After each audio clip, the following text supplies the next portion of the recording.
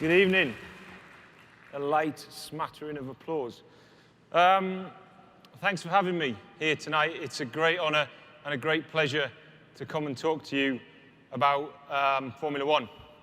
Formula One is arguably the greatest racing spectacle on earth. There's hundreds of, well, there's a Formula One fan. I knew there was going to be one. 500 million fans who tune in to the event every single time we put on a race. It really is arguably the greatest racing spectacle. But we at Formula One, we have a mission. We want to make it more engaging, more intriguing, just a better overall product, something that entertains more.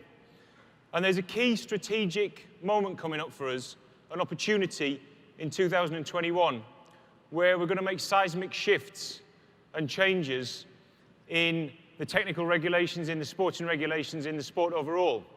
And when we engaged our fan base and we asked them, what do you want?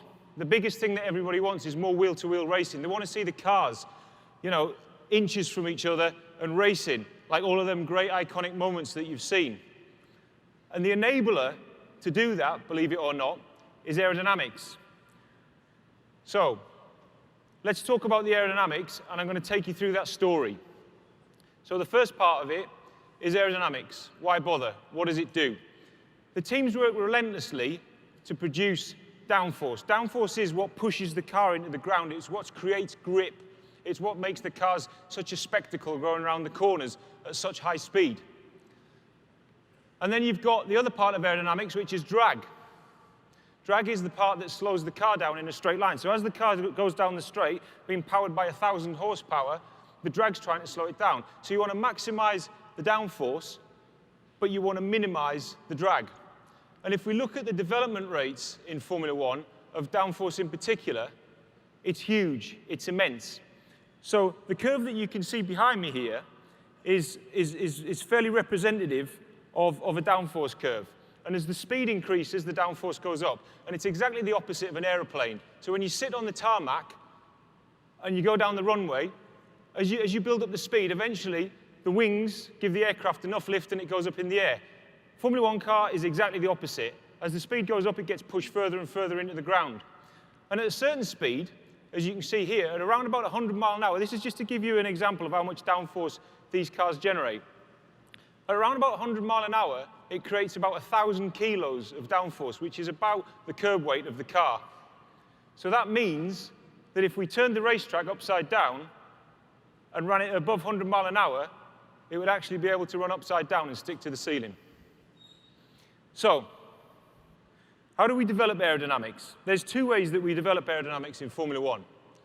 Large teams of engineers, they work in the wind tunnel and they work in CFD, computational fluid dynamics. The wind tunnel, it's a scale model, around about half the size of the car. It's a very, very accurate representation. We make changes to that scale model. We blow air over it inside the wind tunnel, and we check whether them changes are positive or not. Computational fluid dynamics, instead, is essentially a virtual car in a virtual airspace. And we've been using CFD now for about 20 years.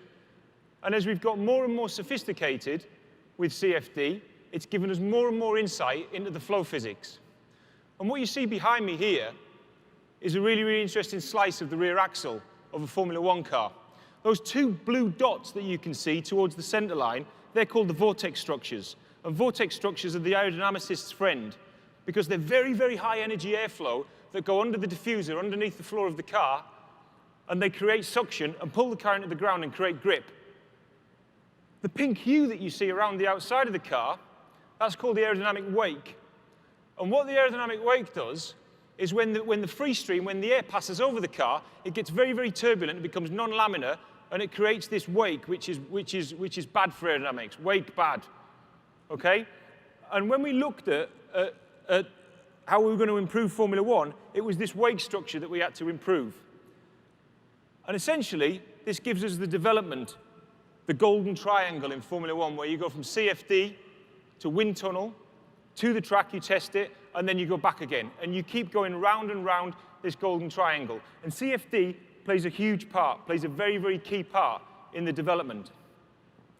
And CFD has always been a supercomputer problem. It's always been a HPC problem.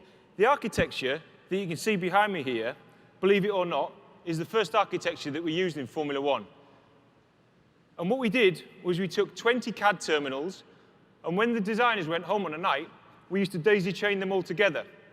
And we made our first supercomputer, a 20-core supercomputer. Believe it or not, that's exactly what we did. And we used to do the CFD runs. And when they came back in the morning, we'd disassemble them. Today, we use around about 200 cores within the teams, and it's about 2,500 times the computational power that you can see of that architecture there behind me. So let's frame the problem. The problem is this. The car behind, the red car, in our diagram here, when it's 1 second behind, it loses 30% of the downforce, a huge number. Okay? When it's half a second behind, which is the speed that you need to close in and get this wheel-to-wheel racing that we're searching for, it's losing 40%. So we turn to Formula 1, we turn to aerodynamics and the CFD in Formula 1 in order to try and solve this problem. And what we had to do is we had to build a two-car simulation. What you see behind me is the current generation of cars. And when you see the wake effect, when we go into the pressure domain and you see the wake effect of that car behind, you can see how powerful it is and how much it destroys the aerodynamics of the car behind. This is where we lose around about half of the downforce. So what we had to do is we had to set around designing a new generation of car in order to improve the wake effect. And what you see behind me here is the 2021 version. This is what's coming up, okay? And what you're going to get as this animation moves round is a driver's eye view. So right now, you can be sat behind that car and you can see the wake effect. It's an upwashing wake and it's going over the car. But we had to completely redesign the car to make that happen. It's a huge HPC problem, a massive HPC problem. And this is where the partnership between Formula 1 and AWS was so important. Two companies, their DNA in problem solving. Let's just try and frame for a second the size of the HPC problem we've got. If you take a single car CFD run, and you take the most powerful home computer on the market today, if you wanted to do one run with a single car, not the two cars that we're talking about, it would take you around about 14 days, 2 weeks. Even with the team technology of 200 cores, it still takes about 4 days to do that two-car simulation. It's nowhere near, absolutely nowhere near the agility that we need in order to develop a new Formula 1, a better Formula 1. Okay?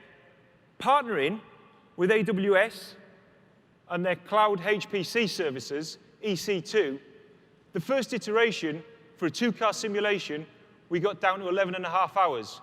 We're now at less than half. We're now at less than 8 hours. 8 hours to do a two-car simulation. So it's absolutely incredible what we've been able to do. It gave us the agility to be able to move forward. And I'm going to give you when we were putting this together, this talk together, I'm not American, I don't know whether any of you noticed, but some of the guys who were putting it together, they called these the face melting stats. And I think this really is face melting. This was an email that I received just some weeks ago about where we are now with what we call the Mike model, which is up there, okay? We had 7,300 cores solving 14 cases all at pretty much the same time. 2.7 billion cells within the CFD models to solve. And we did it all in less than 30 hours. It's absolutely incredible what we've been able to do. And what that's done is it's given you this behind me, the 2021 Challenger. This is what we hope is going to change Formula 1. And we are hopeful. It's exactly what the fans are asking for. So what are the results? The results are this, okay? At 1 second behind, rather than losing the 30% of downforce, we're now losing 5% of downforce. All right. At half a second behind, 7%. It's huge. It means that the car's being pushed into the ground more. It means we can get this wheel-to-wheel action. Okay? It's exactly what we've been searching for. And we're really, really hopeful that it's going to make a better show. okay? Two great companies, two great partnerships, okay, or a great partnership, Formula 1, AWS, the DNA in problem solving. Thanks very much for having me. It's been an absolute pleasure.